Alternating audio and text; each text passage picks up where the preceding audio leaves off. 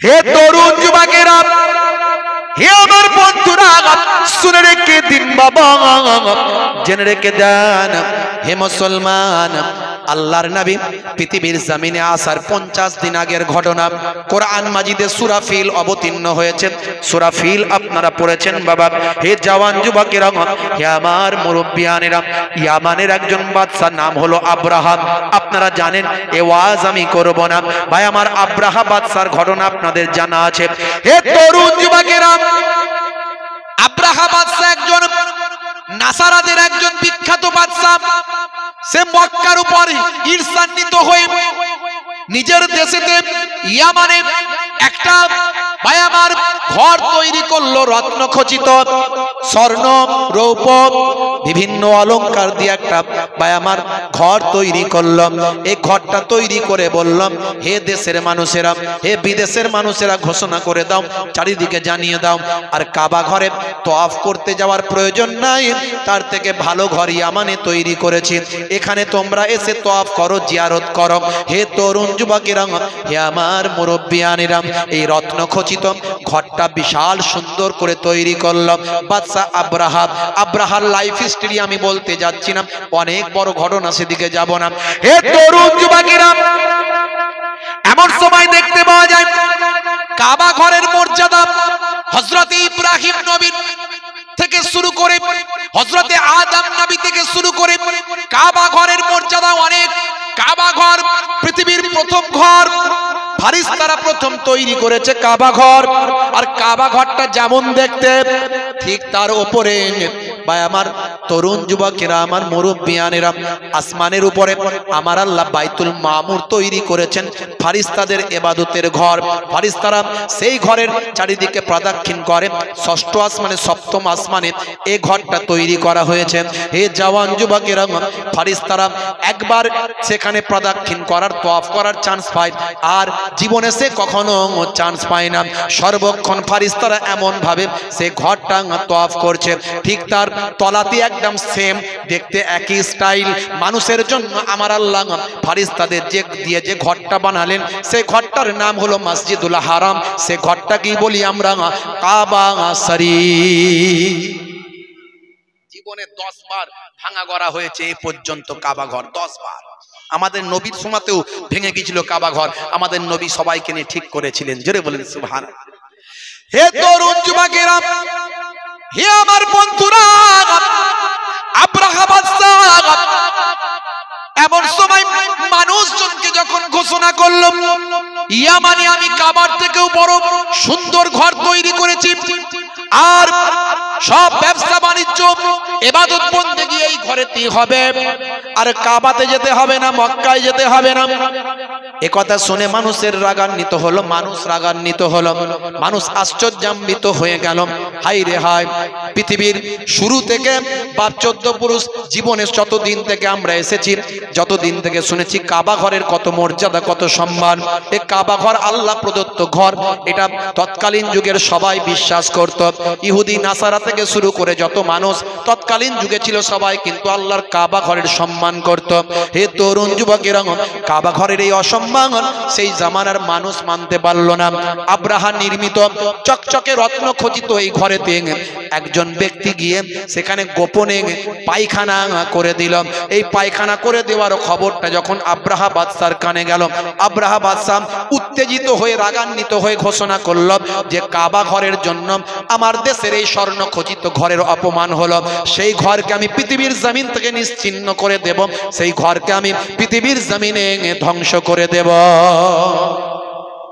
অনেক বড় ঘটনা। বিরাট সৈন্য সামন্ত নিয়ে আব্রাহা বাদশা আসছে কাবা ঘর ভাঙতে, আল্লাহর নবীর জন্মের ঠিক 50 দিন আগে। কতদিন আগে? 50 দিন আগে। দাদা আব্দুল মোত্তালেব ভাই আমার চিন্তিত হয়ে পড়লেন যে আমার এই দেশের লোককে কিভাবে আমি গাইড করব। বাঁচানোর মালিক আল্লাহ, কিন্তু গাইডটা করব কিভাবে? এসি আব্রাহা বাদশা ভাই আমার যত মক্কার মানুষের উট ফুট এটা ওটা ছিল ভাই আমার, সব কি করলো? সব দখল করে নিল, সব ধরে নিয়ে গিয়ে আটকে দিল। তার মধ্যে দাদা আব্দুল মোত্তালেবের 200টা উট ছিল। হে তরুণ যুবকেরা, হে আমার বন্ধুরা, শুনে রেখে দিন বাবা, জেনে রেখে দেন। এমন সময় দেখতে পাওয়া যায় আব্রাহা বাদশা খবর দিল মক্কার কুরাইশদের, মক্কার কাবা ঘরের যে খাদেম, যে প্রধান দেখভালের দায়িত্বে যিনি আছেন, মক্কার সরদার, মক্কার নেতা বা আমার কুরাইশদের নেতা, কুরাইশদের সরদার, তাকে ডাক দাও, আমার সঙ্গে দেখা করো। আমি শুধুমাত্র কাবা ঘর ভাঙবো, আমি কোনো মানুষ মারতে আমি আসিনি, কারো ক্ষতি করার জন্য আমি আসিনি, কেবলমাত্র আমি কাবা ঘরটা ভেঙে দিয়ে চলে যাব, আমাকে যেন বাধা না দেয়, আর যদি বাধা দেয় তার সঙ্গে আমার লড়াই হবে। হে তরুণ যুবকেরা, আব্দুল মুত্তালিব চিন্তা করলেন, এই কাবা ঘর তো আল্লাহর ঘর, ফারিস্তারা তৈরি করেছে, এই কাবা ঘরের মালিক তো আমি নই, অতএব আমাকে কাবা ঘরের জন্য চিন্তা করতে হবে না। আর চিন্তা করলেও তো আমার কিছু করার নাই, কারণ আমার সৈন্য নাই, আমার ঢাল তলোয়ার নাই, আমার ঘোড়া নাই, আমার লড়াই করার সামর্থ্য নাই। ঠিক আছে, বাদশার সঙ্গে আমি দেখা করতে যাব। বাদশা তাঁবু গেড়েছে। ভাইরা আমার, তরুণ যুবকেরা আমার, আরাফাতের ময়দানের কাছাকাছি যে জায়গাটাতে তাঁবু গেড়েছিল, সেই জায়গাটা আমি নিজে চোখে দেখে এসেছি।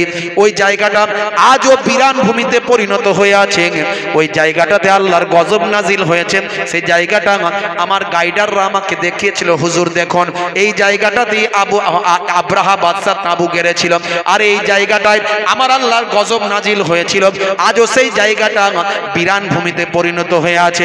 হে তরুণ যুবকেরা, হে আমার বন্ধুরা, হে আমার মুরব্বিয়ানিরা, শুনে রেখে দিন বাবা। এমন সময় দেখতে পাওয়া যায় ভাইরা আমার, আব্রাহা বাদশা সেখানে তাঁবু গেড়েছে। আব্দুল মুত্তালিব ভাই আমার আব্রাহা বাদশার কাছে যাচ্ছেন, কিসের জন্য? নিজের উটগুলোকে ফিরিয়ে নেওয়ার জন্য, নিজের দলের উটগুলোকে ফিরিয়ে নেওয়ার জন্য।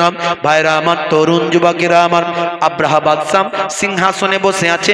আব্দুল মুত্তালিব যখন ভিতরে ঢুকছেন, কারণ আব্দুল মুত্তালিবকে আমার আল্লাহ তার পেশানিতে ভাই আমার নূরে মুহাম্মাদি দিয়েছিলেন। সেই নূরে মুহাম্মাদি, যে নূরে মুহাম্মাদি হযরতে আদম আলাইহিস সালাতু ওয়াস সালামের পেশানিতে দেয়া হয়েছিল।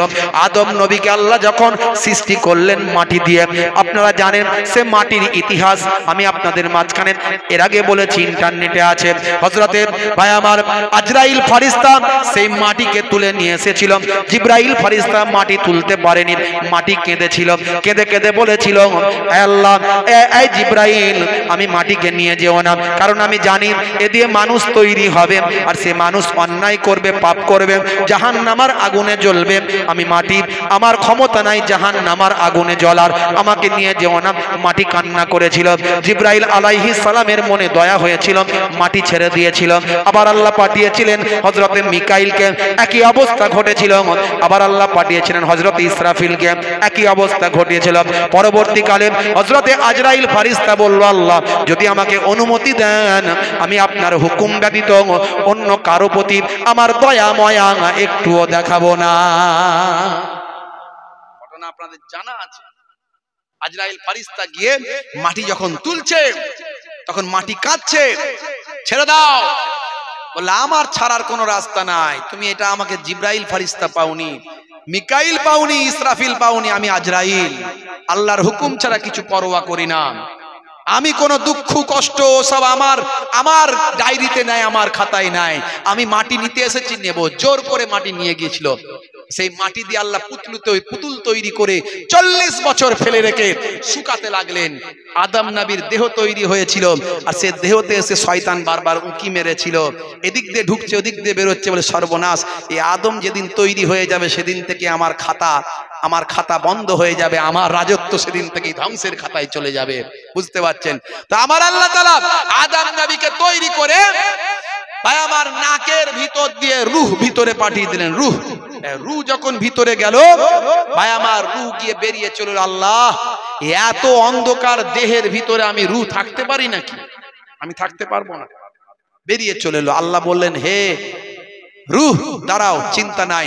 লাউহে মাহফুজ থেকে আমার আপনার নবীর নূরকে নিয়ে এসে আদম নবীর পেশানিতে দিয়ে দিলেন। এবার সঙ্গে সঙ্গে আদম নবীর সারা শরীরটা নূরওয়ালা হয়ে গেল। এবার রূহকে নাকের ভিতর দিয়ে ঢোকানো হলো, রূহ আরামের সঙ্গে ভিতরে থাকতে লাগলো। আল্লাহ বললেন, হে রূহ কোনো অসুবিধা? বলে আল্লাহ বলে, আল্লাহ কোনো অসুবিধা নাই, আরামের জায়গা পেয়ে গিয়েছি। সেই রূহ আদম নবী থেকে চলে গেল শীষ নবী, সেখান থেকে চলে গেল আস্তে আস্তে রাফতা বারাফতা ইব্রাহিম নবী, ইব্রাহিম নবী থেকে চলে এলো ইসমাইল নবী, সেইখান থেকে রাফতা বারাফতা চলতে চলতে চলতে চলতে ভাই আমার আপনার নবীর কাছে আসার আগে আব্দুল মুত্তালিব, আব্দুল মুত্তালিব থেকে এসে হাজির হলো আব্দুল্লাহ, আব্দুল্লাহ থেকে আমার আপনার দয়ার নবী পাকের কাছে সেই রূহ মুনতাকিল হয়ে চলে এলো। জোরে বলুন সুবহানাল্লাহ। আল্লাহ বলছেন, কদ জাআকুম মিনাল্লাহি নূরুন ওয়া কিতাবুম মুবিন। হে দুনিয়ার মানুষ, আমি তোমাদের কাছে পাঠিয়েছি একটা নূর এবং একটা প্রকাশ্য কিতাব। সমস্ত মুফাসসিরিনরা একমত যে কিতাবুম মুবিন মানে আল কোরআন, আর নূর কথার অর্থ হলো নূরে মুহাম্মাদি। জোরে বলুন সুবহানাল্লাহ। এক শ্রেণীর মানুষ নূর কথার ব্যাখ্যা অন্যদিকে নিয়ে যায়, নূর কথার মানে নূর কথার ব্যাখ্যা অন্যদিকে নিয়ে যায়, নূরে মুহাম্মাদি মানতে চায় না। বুঝতে পারছেন? এই ওলামাদের মধ্যে আলেমদের ভিতরে দুটো ভাগ, একটা হলো হুসাইনি পন্থী আলেম, ইমাম হুসাইন রাদিয়াল্লাহু তাআলা আনহুর দলেতে যারা ছিলেন তাকে ভালোবেসেছেন, আহলে বায়াতকে ভালোবেসেছেন, পয়গম্বরদের ভালোবেসেছেন, নবীকে ভালোবেসেছেন, আউলিয়ায়ে কেরামদের ভালোবেসেছেন, আহলে বায়াতকে ভালোবেসেছেন। হুসাইন পন্থী আলেম। আরেকদিকে আলেম যারা ছিল তৎকালীন যুগে, যারা এজিদকে সমর্থন করেছিল, এজিদের দলে ছিল এমন আলেম, এমন হাফেজ, এমন দাড়িওয়ালা নামাজি ছিল যারা নবী খানদানের প্রতি মহাব্বত ছিল না, যারা আহলে বায়াতের প্রতি মহাব্বত ছিল না, সেই তাদের খানদানের খানদান আজও আছে। দেখবেন এটা আপনি বক্তব্যের মাধ্যমে পরিস্ফুটিত হবে, বুঝে নেবেন যে এই বক্তার ভিতর থেকে যে আলোচনা উঠে আসছে তার মধ্যে নবী প্রেম নাই, অলি প্রেম নাই। আবার এই বক্তার বক্তব্যের মধ্যে দিয়ে যে আলোচনা উঠে আসছে তার মধ্যে নবী প্রেম আছে, অলি প্রেম আছে। তবে হ্যাঁ, যা হবে সেটা কোরআন হাদিসের পক্ষে হবে, বিপক্ষে যেন না চলে যায়। অতিভক্তি আবার চোরের লক্ষণ।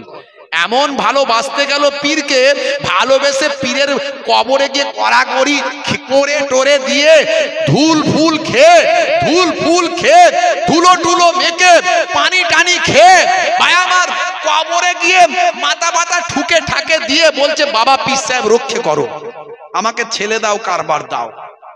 শিরক হয়ে গেল। অতিভক্তি চোরের লক্ষণ। মাই ইউশরিক বিল্লাহি ফাকাদ হারামাল্লাহু আলাইহিল জান্নাহ।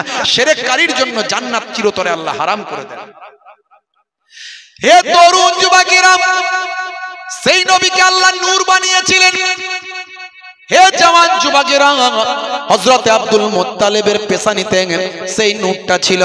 যখনই আব্দুল মুত্তালিব ভাই আমার তাঁবুর ভিতর ঢুকলেন, তাঁবুর গেটেতে যখন পা দিয়েছে, হযরত আব্দুল মুত্তালিবের চেহারাখানা দেখে বাদশা আব্রাহাম সম্মান করতে বাধ্য হয়েছে, সিংহাসনে বসিয়েছে এবং আব্দুল মুত্তালিবের কথাখানা মেনে নিতে বাধ্য হয়েছে।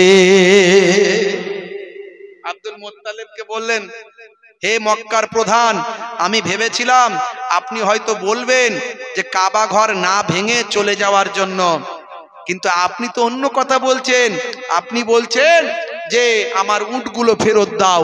তা আপনার উট সব ফেরত দিলাম, আপনার দলের লোকের উট সব ফেরত দিয়ে দিলাম, যা কিছু হাইজ্যাক করা হয়েছে সব দিয়ে দিলাম। তো আপনি তো বলতে পারতেন কাবা ঘর না ভেঙে চলে যাওয়ার জন্য, এটা কেন বললেন না? বলছে, দেখুন কাবা ঘরের মালিক তো আমি নয়, কাবা ঘরের মালিক আল্লাহ। আল্লাহর ঘর কিভাবে বাঁচাবেন আল্লাহই জানে। জোরে হবে না? হে তরুণ যুবকেরা, হযরত আব্দুল মুত্তালিব ফিরে এলেন কাবা ঘরে।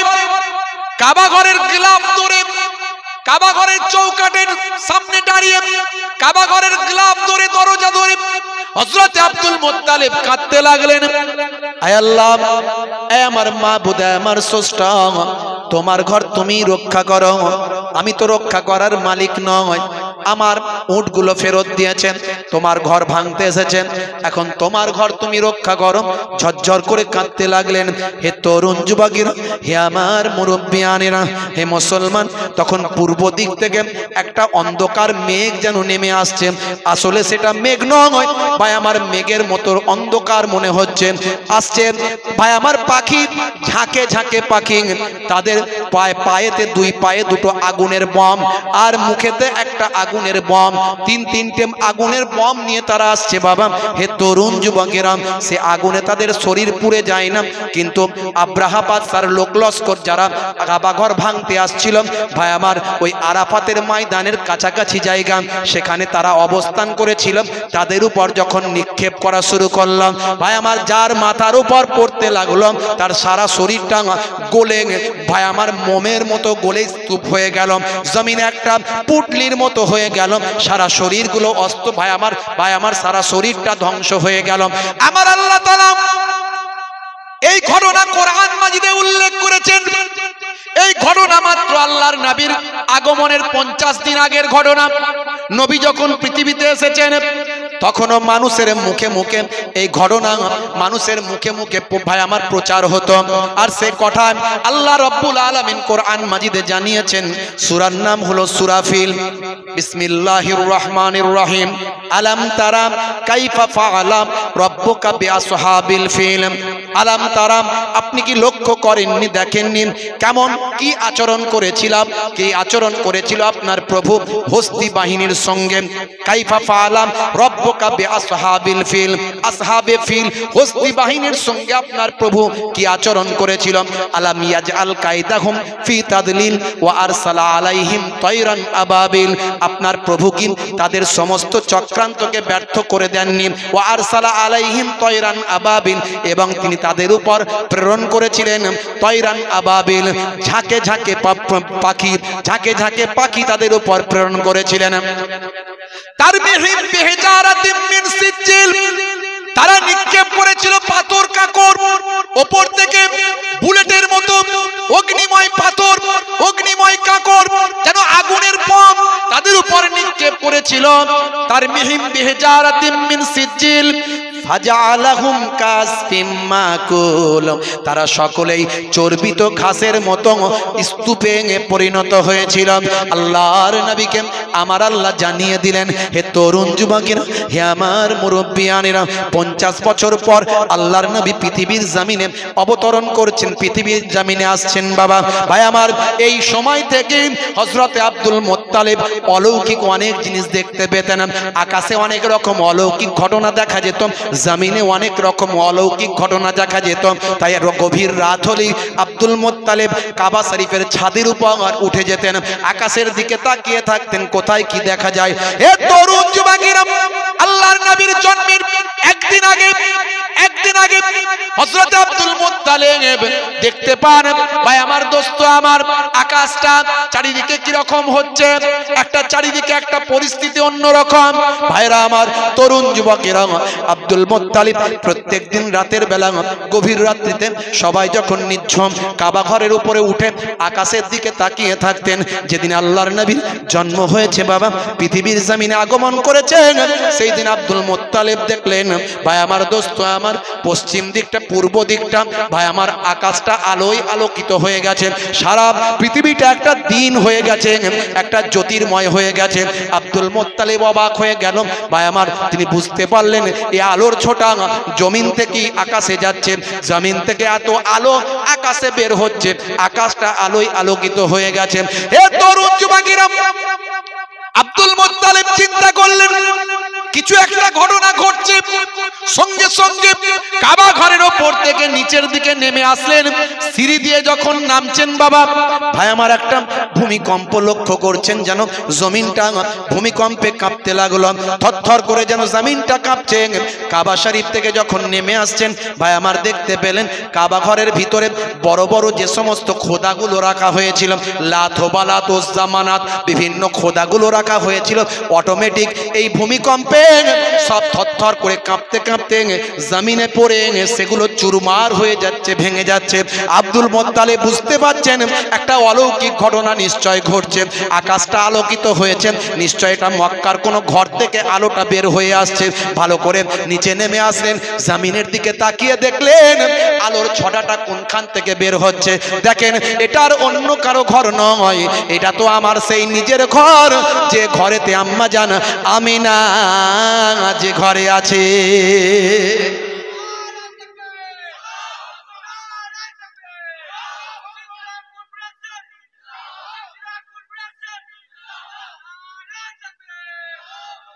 হে তরুণ যুবকেরা, আব্দুল মুত্তালিব লক্ষ্য করলেন আমিনার ঘরটা আলোয় আলোকিত হয়েছে।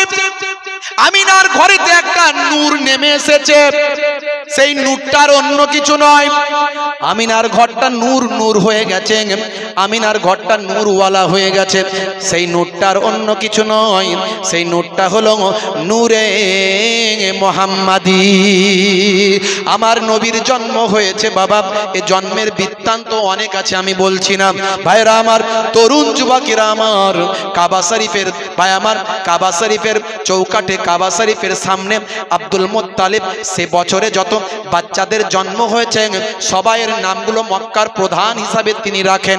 আর মক্কার প্রধান হিসাবে তাদের নামগুলো রাখতে হয় ভাই আমার, তাদের বিশ্বাসের উপর রাখতে হয়। তারা যাকে খোদা বলে মানে, কারো নাম লাত, কারো নাম হোবালাত, কারো নাম উজ্জা, কারো নাম মানাত, এইভাবে নামগুলো রাখা হয়। কিন্তু নিজের নাতির নামটা যখন আব্দুল মুত্তালিব রাখলেন, সঙ্গে সঙ্গে তার জবান থেকে বেরিয়ে এলো মুহাম্মদ মুহাম্মদ। সবাই তো অবাক, নিজের নাতির নামটা মুহাম্মদ কেন হলো? এটা আবার কেমন নাম? জীবনে কোনোদিন লোকে এই নাম শোনেনি, এরকম নাম কেন হলো? লোকে গুঞ্জন করছে, হে মক্কার প্রধান, আপনি এরকম নাম কেন রাখলেন? আমাদের তো সব যারা আমরা যাদেরকে খোদা বলে মানি, প্রভু বলে মানি, তাদের নামে নাম হয়, আপনি এই নামটা কেন রাখলেন? তখন আবু তালিব, যোগ্য পিতার যোগ্য সন্তান, যোগ্য উত্তরসূরি, আবু তালিব বলেন, এই মক্কার প্রধান আমার আব্বা, তার মুখ থেকে যে নাম বেরিয়ে গেছে সেই নামই থাকবে, এই নাম নিয়ে আর কোনো কথা হবে না। বলার সঙ্গে সঙ্গে সবাই আবার আনন্দ ফুর্তি করতে শুরু করে দিল। দয়ার নবী বড় হতে লাগলেন, 12 বছর বয়স। আল্লাহর নবী, আল্লাহ রাসূল চাচা আবু তালেবের সঙ্গে সিরিয়া গেছেন। ভাই আমার, সিরিয়ায় গেছেন, সেখানেও মানুষ চিনতে পেরে গেছে ইনি হবেন পরবর্তীকালের পথ প্রদর্শক, আখেরি জামানার পয়গম্বর। জোরে বলুন সুবহানাল্লাহ। হে তরুণ যুবকেরা, সিরিয়ায় যাবেন, এমন সময় রাস্তায় বহু দূর চলে গেছেন। আল্লাহর নবী থাকার কারণে চাচা আবু তালেবের অনেক উন্নতি হচ্ছে, অনেক কিছু অলৌকিক ক্ষমতা দেখা যাচ্ছে। মাঝখানে পথেতে দেখতে পাওয়া যায় বহু দূর যাবার পর বাবা একটু রেস্টের প্রয়োজন। মরুভূমি ধুধু করছে, কোনো ভাই আমার কোনো গাছপালা নাই, কোনো বাগান নাই, কোনো থাকার জায়গা নাই, কোনো ব্যবস্থাপনা নাই। হে তরুণ যুবকেরা, বহু দূরে একটা জর্ডানের বুকে একটা জায়গা আছে ভাই আমার, দোস্ত আমার, মাফরাক প্রদেশের হে জওয়ান যুবকের একটা জায়গা।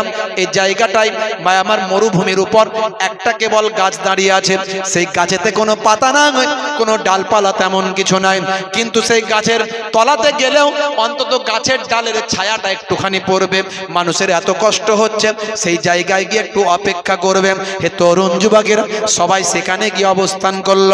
এমন সময় দয়ার নবী রাহমাতুল্লিল আলামিন, কিশোর নবী, ছোট্ট নবী আমার, সে গাছের তলায় যখন গেলেন, আমার দয়ার নবী কষ্ট পাচ্ছেন, আমার আল্লাহ সহ্য করতে পারলেন না। সেই সময় ওই গাছেতে ডালপালা অটোমেটিক তৎক্ষণাৎ আমার আল্লাহ ভরপুর করে দিলেন। হে তরুণ যুবকেরা, আজও জর্ডানের জমিনে সেই গাছ দাঁড়িয়ে আছে। যেভাবে আল্লাহর নবীকে ছায়া দিয়েছিল, সেইভাবে 1450 বছর ধরে আজও ছায়া দিয়ে আসছে। মানুষ সেটাকে ঘিরে দিয়েছে। এই গাছটাকেই বলা হয় সাহাবী গাছ। সাহাবী গাছ আজও জর্ডানের জমিনে দাঁড়িয়ে আছে। নাসারাতের একজন পণ্ডিত বুঝতে পেরেছিলেন যে ইনি হবেন আখিরি জামানার পয়গম্বর, জগতের শেষ নবী। নাসারাতের পণ্ডিত ভাই আমার বুহাইরা বলেছিলেন, হে তরুণ যুবকেরা, হে আমার মুরব্বিয়ানেরা, শুনে রেখে দিন বাবা, নাসারাদের ধর্মীয় পণ্ডিত বুঝতে পেরেছিলেন। তিনি বলেছিলেন, ও বাবা আবু তালেব, ইনি হবেন আখিরি জামানার পয়গম্বর। তার নিশানি আমি দেখতে পাই, আসমানি কিতাবগুলো পড়লে বুঝতে পারেন। এনাকে সিরিয়ায় নিয়ে যেও না বাবা, সিরিয়ায় নিয়ে যেও না, সিরিয়ায় নিয়ে যেও না। এর দুশ্মন ইয়াহুদরা চায় না ইসমাইলের বংশধর থেকে কোন নবীর আগমন ঘটুক, ইসমাইলের বংশধর থেকে কোন নবীর আগমন ঘটুক। কারণ ইসমাইল আলাইহিস সালাম ছিলেন হযরত ইব্রাহিম নবীর বায়ামার দ্বিতীয় স্ত্রী মা হাজেরার সন্তান।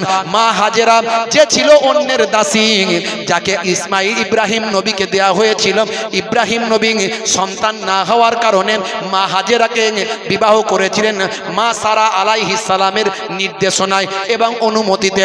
হে তরুণ যুবকেরা, এটা ইয়াহুদরা মেনে নিতে পারেনি। কারণ ইয়াহুদরা মনে করে যে হযরতে হাজেরাকে দাসী মনে করে, দাসীর ঘর থেকে নবীর আগমন হবে, এটা কখনো ইয়াহুদরা মেনে নিতে পারে না। তাই এই মানুষটা, এই যে বাচ্চাটা, ইনি হবেন আখিরি জামানার পয়গম্বর। ইয়াহুদরা চক্রান্ত করছেন, সর্বদা খুঁজে বেড়াচ্ছেন। ইয়াহুদরা বুঝতে পেরেছেন, আসমানি কিতাব পড়ে জানতে পেরেছেন, ইয়াহুদরা এই বাচ্চাটিকে কিডন্যাপ করার জন্য রেডি আছে। তারা সব সময় চায় কিভাবে মুহাম্মদুর রাসূলুল্লাহকে কিডন্যাপ করে গিয়ে নিজেদের মধ্যে থেকে নিজেদের বংশের হিসাবে মানুষের কাছে প্রচার করতে পারে। তাই বাবা, হে আবু তালেব, এই বাচ্চাটিকে তুমি আর সিরিয়ার জমিনে নিয়ে যেও না। আল্লাহর নবীকে নিয়ে চাচা আবু তালিব মাঝ রাস্তা থেকে ফিরে আসছেন। হে তরুণ যুবকেরা, হে আমার মুরব্বিয়ানেরা, এমন সময় একটা নদীর ধার, সেই নদীর ধারেতে দেখেন ভাইরা আমার তরুণ যুবকেরা, একটা পরিবারকে মাছ ধরা জেলেরা একটা পরিবারকে বেঁধে রেখেছে বাবা। তাদেরকে বলি দেওয়া হবে, হত্যা করা হবে। তাদের ধারণা, ভাই আমার, দোস্ত আমার, এই পরিবারটিকে যদি বলি দেওয়া হয়, হত্যা করা হয়, তাহলে তাদের মাছ ধরা নাকি বেড়ে যাবে। এটা কুসংস্কার আছে না নাই? মাঝে মাঝে দেখবেন উত্তরপ্রদেশ থেকে শুরু করে অন্যান্য রাজ্যগুলোতেই ভাই আমার নরবলি দেওয়া হয়। মিডিয়ায় প্রমাণ হয়, মিডিয়ায় চলে আসে, ছোট দুধের শিশু বাচ্চাকে তুলে নিয়ে গিয়ে বলি দিয়ে দিয়েছে তার নিজের লোক। ভাই আমার, জাদু মন্ত্রের তারা এমন প্রভাবে পড়েছে, এই কুসংস্কার তাদেরকে এমন ভাবে আচ্ছাদন করেছে। যদিও ভাই আমার, দোস্ত আমার, এই কুসংস্কার বড় বড় মনীষীরা ভাই আমার পৃথিবীর জমিন থেকে লুপ্ত করার চেষ্টা করেছেন। এ তরুণ যুবকেরা, রাজা রামমোহন রায় যদি পৃথিবীর জমিনে না আসতো, আজও সতীদাহ প্রথা চলতো কিনা জানি না। রাজা রামমোহন রায়ের প্রচেষ্টায় সেই জামানায় সরকারের সঙ্গে ভাই আমার তিনি সহযোগিতা করে চেষ্টা করে সতীদাহ প্রথা নিবারণ করেছেন, বন্ধ করেছেন। স্বামী মারা গেলে জ্যান্ত তার স্ত্রীকে চিতায় নিক্ষেপ করা হতো। এরকম কুসংস্কার ছিল না। এ তরুণ যুবকেরা, তাই মনীষীদের সম্মান করতে হবে, সমস্ত মনীষীদের রেসপেক্ট করতে হবে, সমস্ত ধর্মকে সম্মান করতে হবে। কোন ধর্মকে কোনোদিন ছোট করবে না, নেগলিজেন্সি করবেন না, কোন ধর্মের বিরুদ্ধে কটু কথা বলবেন না। কারণ আপনার ইসলাম বলে দিয়েছে অন্যের ধর্মকে খারাপ বলবে না, কারণ সেও তো তোমার ধর্মকে খারাপ বলবেন। হে তরুণ যুবকেরা, তাই আল্লাহর কোরআন বলেছে, তুমি যদি আমার ধর্মকে পছন্দ না করো, তুমি তোমার ধর্মটা নিয়ে থাকো, লাকুম দীনুকুম ওয়ালিয়া দিন। হে তরুণ যুবকেরা, হে আমার মুরব্বিয়ানেরা, শুনে রেখে দিন বাবা, জেনে রেখে দেন, হে মুসলমান, 1450 বছর আগে নবী আমার তখন কিশোর নবী। সেই সময় দয়ার নবী আমার সতীদাহ প্রথা বন্ধ করেছিলেন। সেই সময় দয়ার নবী আমার ভাই আমার নরবলি প্রথা বন্ধ করেছিলেন। 1450 বছর আগে আল্লাহর নবী দো জাহানের বাদশা হাবিবুল্লাহ জনাবে মুহাম্মদুর রাসূলুল্লাহ সাল্লাল্লাহু আলাইহি ওয়াসাল্লাম সেই নদীর পারে এসে হাজির হলেন। সেই নদীর পারে আল্লাহর নবী এসে হাজির হলেন। ছোট্ট বাচ্চা তখন কিশোর বয়স। আল্লাহর নবী এসে যাদেরকে নরবলি করা হবে সেই কজন ভাই আমার পরিবার, পিতা পুত্র এবং স্ত্রী, পিতা পুত্র এবং স্ত্রীকে আল্লাহর নবী বাঁধনটা খুলে দিলেন। এমন সময় জেলেরা বলল, কি করছো বাবা, ছেলে কি করছো, এই কেন খুলছো, তোমাকে শাস্তি দেওয়া হবে। আল্লাহর নবী বললেন, চিন্তা করো না, তোমরা যে নিয়ত করে তোমরা মাছ ধরছো, এদের নরবলি দিলে তোমাদের নাকি মাছ বেশি হবে। না, দেখো দেখো দেখো আমি এদেরকে খুলে দিলাম, আল্লাহর কুদরতি ক্ষমতা এখনই দেখতে পাবে। বলার সঙ্গে সঙ্গে সমুদ্রে এমন একটা ঝড় এলো, এমন একটা ঢেউ এলো, সেই ঢেউতে সব থরথর করে কাঁপতে লাগলো। সব যত তাদের উপাসনা গৃহ ছিল, যত তাদের ভাই আমার খোদা বানানো ছিল, যে খোদার পায়েতে বলি দেওয়া হবে, সে খোদাটা ভেঙে থরথর করে জমিনে পড়ে গেল। এমনকি যত মাছ ছিল সব মাছ আড়াতে ভেসে আসলো। হে জওয়ান যুবকেরা, আল্লাহর নবী ছোট্ট বয়স, কিশোর বয়স, সেই সময় বললেন দেখলে তো তোমরা এই বাচ্চাদের, এই মানুষগুলোকে ছেড়ে দিলেন, আমি ছেড়ে দিলাম, এরই জন্য আল্লাহর কুদরত হলো, দয়া হলো। দেখো তোমাদের মাছ আর কষ্ট করে ধরতে হলো না, জমিনে অটোমেটিক মাছ এসে গেল। ছোট্ট বয়সে, কিশোর বয়সে আমার নবী নরবলি প্রথা বন্ধ করেছেন। জোরে বলুন সুবহানাল্লাহ। বুঝতে পারছেন আমার নবী যে নবী হবেন তার নমুনা অনেক আগে থেকে। কত কথা বলবো, লম্বা চওড়া নয়। হে তরুণ যুবকেরা, হে আমার বন্ধুরা, শুনে রেখে দিন বাবা, সেই নবী ছোট্ট বয়স থেকে মানুষের মাঝখানে দিনের প্রচার করতে লাগলেন, ভালো ভালো কাজগুলো করতে লাগলেন, মানুষকে হেদায়েতের বাণী দিতে লাগলেন। হে বান্দারা শুনে রেখে দাও, জেনে রেখে দাও, যুদ্ধ করো না, মারপিট করো না, দাঙ্গা হাঙ্গামা করো না, অশান্তি করো না, খুন খারাপি করো না। তৎকালীন যুগে অন্যায় অবিচারে মানুষ লিপ্ত ছিল, আল্লাহর নবী সমস্ত অন্যায় অত্যাচার বন্ধ করেছিলেন। হে তরুণ যুবকেরা, হে আমার বন্ধুরা, দয়ার নবী আমার মানুষকে হেদায়েতের আলো দেখাতে লাগলেন। মক্কার বুকে সমস্ত অন্যায় অত্যাচার পাপাচার বন্ধ করলেন। আবু জাহিল হেদায়েত হলো না, আবু লাহাব হেদায়েত হলো না, কিন্তু হযরতে আবু বকর সিদ্দিক, হযরতে ওমর ফারুক আল্লাহর নবীর কথাতে হেদায়েত প্রাপ্ত হয়ে যায়। ফাযাক্কির ফাইন্না যিকরা তানফাউল মুমিনিন। হে নবী আপনি ওয়াজ করতে থাকুন, আপনার ওয়াজ মুমিনদের উপকারে লাগবে। You keep telling, believers will benefit. আপনি বিশ্বাসীরা আপনার কথাই বেনিফিট হবে। জোরে বলুন সুবহানাল্লাহ। মুসলমান, আমার আপনার নবী হেদায়েতের বাণী দিয়েছিলেন। আমি অনেক ওয়াজ করেছি, ইন্টারনেটে গেলে পাবেন 20-25 হাজার বক্তব্য আছে, পাবেন। হ্যাঁ, নবী এসে কি কি ওয়াজ করেছিলেন। হ্যাঁ, প্রথমেই বলেছিলেন আগে রোল নাম্বার ঠিক করো। নবী আগে ইমানদার বানিয়েছেন, হ্যাঁ, আর তারপরেই বলেছেন নবী ইবাদত করো। দুটো, ইমানদার হতে হবে, তারপরে ইবাদত। ইবাদত গুলোর মধ্যে নবী বললেন, কি বললেন বাবা, সবচেয়ে বড় ইবাদত হলো নামাজ। আফজালুল ইবাদাতে ইবাদাতুস সালাত, সবচেয়ে বড় ইবাদত হলো নামাজ। ইন্না সলাতা তানহা আনিল ফাহশাই ওয়াল মুনকার, নিশ্চয় নামাজ তোমাকে অশ্লীলতা ও অন্যায় থেকে দূরে সরিয়ে দেবে।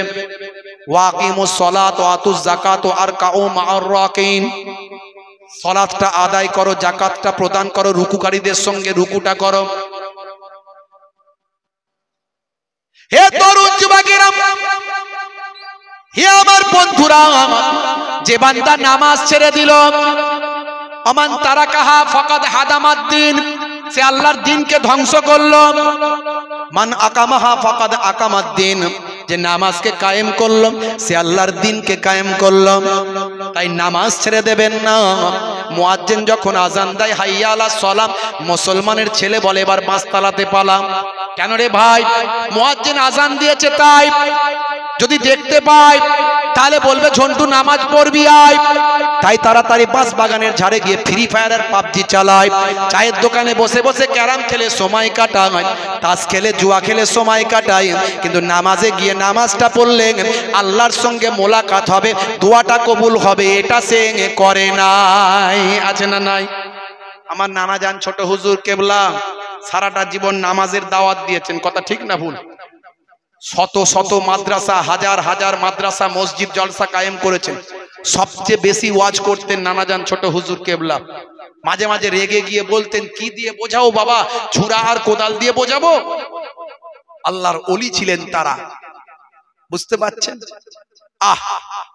আমার দাদাজান পীরনগরী হুজুর পীর কেবলা, তিনি বলতেন বাবা দিনে রাতে 24 ঘন্টায় 23 ঘন্টা বিভিন্ন কাজ নিয়ে থাকো, 1 ঘন্টা নামাজে দাও। 12 মিনিট করে সময় দিলে 5 12 60, 1 ঘন্টা নামাজে দিলে আমার আল্লাহ তোমার 23 ঘন্টা সাকসেসফুল করে দেবেন। মুয়াজ্জিন আজান দেয়, হাইয়া আলাস সালাহ, এসো নামাজের দিকে এসো। নামাজের দিকে এলে কি হবে? আল্লাহ বলছেন হে মুয়াজ্জিন বলে দাও কি লাভ হবে। মুয়াজ্জিন বলছে হাইয়া আলাল ফালাহ,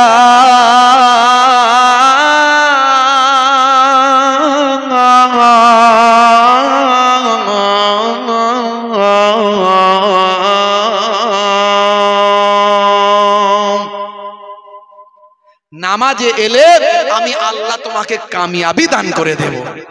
জোরে হবে না? আর জোরে হবে না?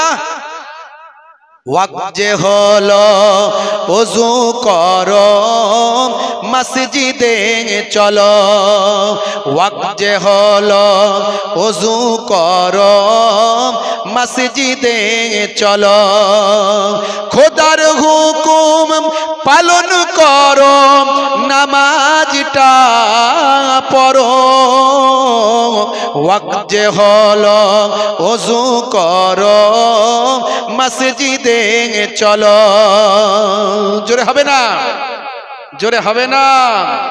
আর জোরে হবে না? দরুদ শরীফ আল্লাহুম্মা সাল্লি আলা। ভাই এসে গেছেন নাকি না আসেনি? আমি চোখ বন্ধ করে ওয়াজ করি, কিছু বুঝতে পারিনি। আবার এসেছেন না আসেননি? আসেছেন মাশাআল্লাহ। কিছু সময়ের মধ্যেই চলে আসবেন। আমাকে একটু আসার আগে 10 মিনিট 5 মিনিট আগে একটু নক করে দেবেন। ওয়াক্ত যে হলো ওযু করো মসজিদে চলো, খোদার হুকুম পালন করো নামাজটা পড়ো, ওয়াক্ত যে হলো ওযু করো মসজিদে চলো, দিন রাতে 5 ওয়াক্ত নামাজ পড়লে পাবে ভাই জান্নাত। জোরে হবে না? ফজরের সময় হলে মসজিদে যাও তুমি চলে, ফেকো না বিছানায় শুয়ে, খোদা দেন রহমত ঢেলে। আর জোরে হবে না? জোহরের সময় হলে কাজটা দাও তুমি ছেড়ে, কিছু সময় দাও নামাজে, সফলতা আসবে চলে। ওয়াক্ত যে হলো ওযু করো মসজিদে চলো, খোদার হুকুম পালন করো নামাজটা পড়ো, ওয়াক্ত যে হলো ওযু করো মসজিদে চলো। মাগরিবের ওয়াক্ত আসিলে মসজিদ যাও তুমি চলে, কবরের আযাব থেকে মুক্তি প্রভু দেবে। জোরে হবে না? আর জোরে হবে না? এই নামাজের কথা বলছি বলে কি আওয়াজ কম নাকি? হুজুর ওইটা বাদ দিয়ে বললে ভালো হতো না? হ্যাঁ, নামাজ পড়ার কথা বললি গন্ডগোল। হুজুর নামাজ আমরা পড়ি, আবার কেউ কেউ বলে হুজুর নামাজ না পড়লেও ঈমান আমার পাক্কা আছে না নাই? আর নামাজ ছেড়ে দিয়ে জান্নাতে যাবে গ্যারান্টি কেউ দিতে পারবে না। নামাজ আপনাকে পড়তেই হবে। হ্যাঁ, এশার সময় হলে অবহেলা না তুমি করে, নামাজে যাও তুমি চলে, কবরে মুক্তি পাবে। ওয়াক্ত যে হলো ওযু করো মসজিদে চলো, খোদার হুকুম পালন করো নামাজটা পড়ো, ওয়াক্ত যে হলো ওযু করো মসজিদে চলো। জোরে হবে না? জোরে হবে না? ভাইরা আমার, বড় ইবাদত নবী, বড় আমাল, বড় ইবাদতের কথা নামাজের কথা বললেন। আস-সালাত আস-সালাত ওয়া মা মালাকাত আইমানুকুম। হে সাহাবীরা, হে ঈমানদারেরা, নামাজ নামাজ। ইন্তেকালের আগে নবী আমার নামাজের কথা বারবার বললেন, নামাজ ছাড়বেন না। সুন্নাত গুলোর কথা বললেন। একদিকে বড় ইবাদত নামাজ, রোজা, হজ, যাকাত, আর একদিকে ছোট ছোট ইবাদত সুন্নাত। আমি অনেক সুন্নতের কথা বলেছি। বসে পানি পান করা সুন্নাত, চেটে পচে খাওয়াটা সুন্নত। ভাই আমার, দোস্ত আমার, আমার নবী কত বড় মহাবিজ্ঞানী একটু ভাবুন। আজকের স্বাস্থ্য বিশেষজ্ঞরাও অবাক, আজকের বিজ্ঞানীরাও অবাক। কেসি আজকেল, টাইসন, হ্যারি মিলার, ভাই আমার Gary Miller, Hanuman, Michael Jackson থেকে শুরু করে পৃথিবী বিখ্যাত বিখ্যাত ব্যক্তিরা আজকে দয়ার নবীর শিষ্য কেন, তারা আজকে অবাক। হাই রে হাই, হে তরুণ যুবকেরা, 1450 বছর আগে দয়ার নবী বললেন, যখন তোমরা ঘুমাতে যাবে তোমরা আলোটা বন্ধ করে দেবে। যখন ঘুমাবে লাইট বন্ধ করবে। কোরআন মাজিদেও বলা হয়েছে, সূরার নাম সূরা নাবা, আয়াত নাম্বার হলো 10। এই 10 নম্বর আয়াতে আমার আল্লাহ বলছেন, ওয়াজআলনাল লাইলা লিবাসা। আমার আল্লাহ বলছেন, রাতকে আমি লেবাস করে দিয়েছি, তোমাদের জন্য পোশাক করে বানিয়েছি। জোরে বলুন সুবহানাল্লাহ। হে তরুণ যুবকেরা, হে আমার মুরব্বিয়ানেরা, লেবাস পোশাক যেন শরীরের সঙ্গে আঁকড়ে থাকে, লেগে থাকে, আমি রাতকে তোমাদের সঙ্গে লাগিয়ে রাখার জন্য সৃষ্টি করেছি। হে জওয়ান যুবকেরা, এই আয়াত দ্বারা প্রমাণ হয় রাতের বেলা অন্ধকারকে আচ্ছাদন করো, অন্ধকারকে শরীরের সঙ্গে লাগিয়ে নাও। তার মানে রাতটাই তুমি যখন ঘুমাবে তখন অন্ধকার করে দাও। এই আয়াত দ্বারা এটা ব্যাখ্যা আছে। আরো অনেকে অনেক ব্যাখ্যা দিয়েছেন বাবা। হে তরুণ যুবকেরা, আর শুধু তাই নয়, আল্লাহর নবী হাদিসের মধ্যে ডাইরেক্ট বলেছেন, যখন তোমরা ঘুমাবে আলোটা বন্ধ করবে। রাসূল তুমি দয়ার সাগর, হাবিব আল আমিন। রাসূল তুমি দয়ার সাগর, হাবিব আল আমিন। তোমার দয়াই পূর্ণ হলো সারা পৃথিবী। জোরে হবে না? জোরে হবে না? তোমার দয়াই পূর্ণ হলো সারা পৃথিবী। তুমি করলে দুঃখ মোচন দুঃখী মহিলাদের, তুমি দিলে অধিকার ফিরিয়ে তাদের। তোমার কাছে ঋণী সবাই, তোমার কাছে ঋণী সবাই আমরা প্রতিদিন। তোমার দয়াই পূর্ণ হলো সারা পৃথিবী। তোমার দয়াই পূর্ণ হলো সারা পৃথিবী। আল্লাহুম্মা সাল্লি আলা ওয়া আলা আলি। তাড়াতাড়ি করো ভাই, ঠিক আছে। আমাকে ডেকে নাও নবী দো জাহান, আমি যে তোমার গো মদিনার গোলাম। জোরে হবে না? জোরে হবে না? আমাকে ডেকে নাও নবী দো জাহান, আমি যে তোমার গো মদিনার গোলাম। তোমারই নামটা মনেতে এঁকেছি, তোমারই ফুল দিয়ে মালা গেঁথেছি। তোমারই নামটা মনেতে এঁকেছি, তোমারই ফুল দিয়ে মালা গেঁথেছি। তোমারই ইশকে আমি যে ডুবেছি, তোমারই সাফাত আমি যে চেয়েছি। জোরে হবে না?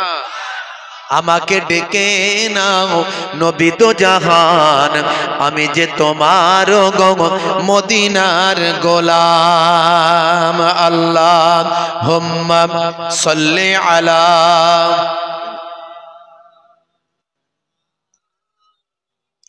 ওয়া আলা আলি।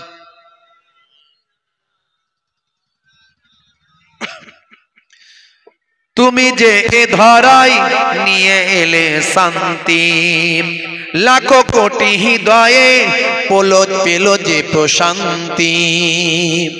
তুমি যে এ ধরাই নিয়ে এলে শান্তি, লাখো কোটি হৃদয়ে পেল যে প্রশান্তি।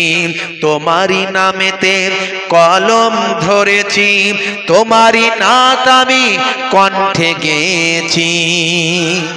আমাকে ডেকে নাও নবী দো জাহান, আমি যে তোমার গো মদিনার গোলাম। আল্লাহুম্মা সাল্লি আলা।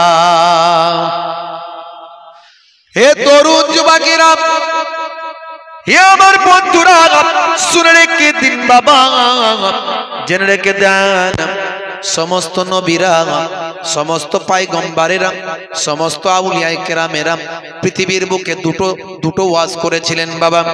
একটা হলো বান্দা ইমানদার হয়ে যাও, ইমানদার হয়ে যাও, তুমি ইমানওয়ালা হয়ে যাও বাবা।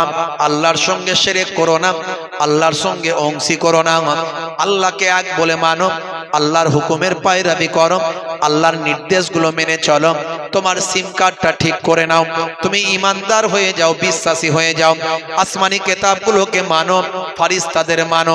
হে তরুণ যুবকেরা, হে আমার বন্ধুরা, শুনে রেখে দিন বাবা, জেনে রেখে দেন, হে মুসলমান, প্রত্যেকটা নবী এবং পয়গম্বর, শুধু তাই নয়, ওলিদের বাদশা গাউসে আজম থেকে শুরু করে হিন্দুল ওলি খাজা গরিব নওয়াজ থেকে শুরু করে ভাইরা আমার তরুণ যুবকেরা, মুজাদ্দিদুজ জামান আমাদের পীর মুর্শিদ পীর আবু বকর সিদ্দিক রাহমাতুল্লাহ আলাইহি, আপনাদের দাদা হুজুর কেবলা আমার পন্নানা জান, 5 হুজুর কেবলা বসিরহাট হুজুর, পীরনগরী হুজুর, যত আল্লাহর ওলি বান্দারা দুটো ওয়াজ করেছেন। কটা ওয়াজ?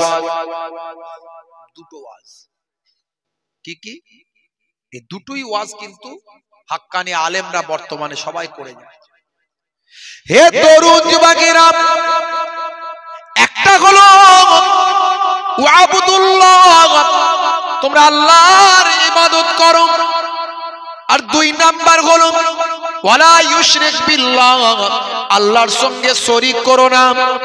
তার মানে একদিকে হলো ইমানদার হয়ে যাও, আর একদিকে হলো আমলওয়ালা হয়ে যাও। একটা হলো ইমানদার হয়ে যাও, আর একদিকে হলো আমলওয়ালা হয়ে যাও।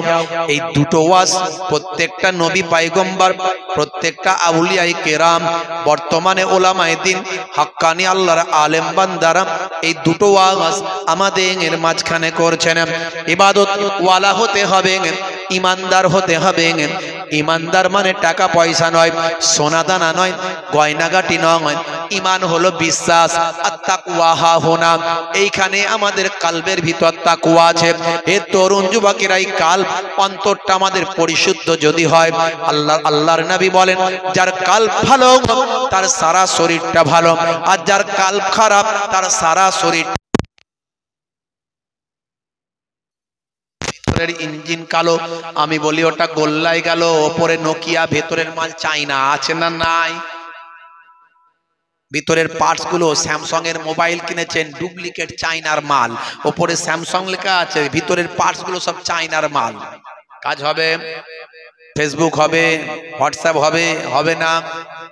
হে তরুণ যুবকেরা, হে আমার বন্ধুরা, হে আমার মুরব্বিয়ানেরা, শুনে রেখে দিন বাবা, তাহলে আপনাকে সিম কার্ডটাকে ঠিক করতে হবে। আপনার সিম কার্ড যদি গন্ডগোল হয়, মানে রোল নাম্বার যদি গন্ডগোল হয়, পরীক্ষায় খাতায় যা লেখেন না কেন, মাস্টার খাতা দেখবে না, পরীক্ষায় পাস হবেন না। হে তরুণ যুবকেরা, গ্রাজুয়েশন কমপ্লিট হবে না, মাস্টার ডিগ্রি কমপ্লিট হবে না, এসএসসি তে কোয়ালিফাই করতে পারবেন না, নেট স্লেটে কোয়ালিফাই করতে পারবেন না, কারণ রোল নাম্বার ভুল করেছেন। রোল নাম্বার আগে ঠিক করতে গেলেন, তার মানে আপনার রোল নাম্বার ঠিক করার পরে যা লিখবেন মাস্টার নাম্বার দেবেন। এই রোল নাম্বারটার নাম আমি দিয়েছি ইমান। আপনারা আমার এই অ্যান্ড্রয়েড বডিতে ইমানের সিম কার্ডটা আপনি লাগান। ভাইরা আমার, সিম কার্ড ছাড়া যেমন মোবাইলের কোনো মূল্য নাই, সিম কার্ড যদি মোবাইলে না লাগান আপনি নাম্বারটা পাবেন না। নাম্বারটা না পেলে WhatsApp, Facebook, email, Gmail download করলে লাভ হবে না, কারণ সব জায়গাতেই নাম্বারটা আগে লাগবে। নাম্বারটা দিলে তবে আপনার হোয়াটসঅ্যাপটা ভাই আমার অ্যাপ্রুভড হবে, আপনার ভাই আমার ফেসবুকটা অ্যাপ্রুভড হবে যদি নাম্বারটা আপনি সেখানে ইনক্লুড করেন। এ তরুণ যুবকেরা, এই নাম্বারটা পেতে গেলে সিম কার্ডটা লাগাতে হয়। সিম কার্ড ছাড়া মোবাইলের কোনো মূল্য নাই।